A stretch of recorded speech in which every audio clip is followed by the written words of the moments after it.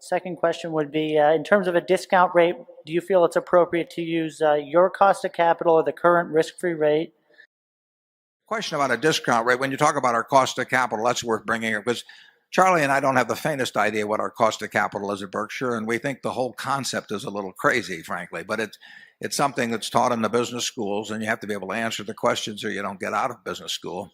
But we have a very simple arrangement in terms of what we do with money, and we look for the most intelligent thing we can find to do if we've got money around, or if we don't buy and sell businesses this way, but in terms of securities, we would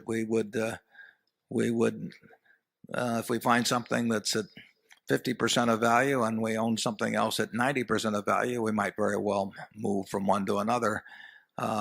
We will do the most intelligent thing we can with the capital we have, and so we measure alternatives against each other, and we measure alternatives against dividends, and we measure alternatives against repurchase of shares. But I have never seen a cost of capital calculation that made sense to me. How about you, Charlie? Never. And this is a very interesting thing that's happened. If you take the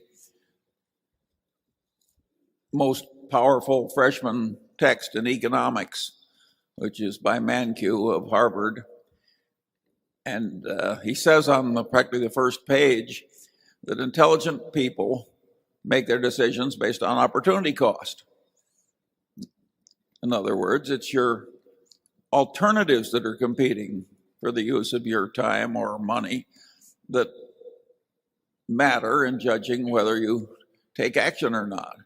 And of course, those vary greatly from time to time and from company to company. And we tend to make all of our financial decisions based on our opportunity cost, just as like they teach in freshman economics.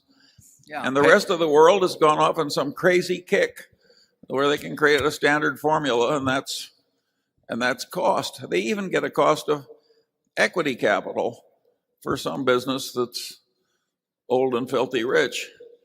It's a perfectly amazing mental malfunction. Yeah, it's Number 3. Is there anybody we've forgotten to offend?